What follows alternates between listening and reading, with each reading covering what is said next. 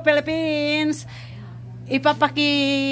Ipapakita ko sa inyo ang gawa ni Mama Ray. Yung aming decorator sa party. Ayan po. Kasi may birthday po ngayon. Birthday at saka 1 year old ng baby girl na si Kyla Elise. Ayan po ang kanyang gawa. Tingnan po nyo. Binyag at saka birthday po. Sabay-sabay na po. Kaya ito po ang party niya. Look, ang ganda, di ba?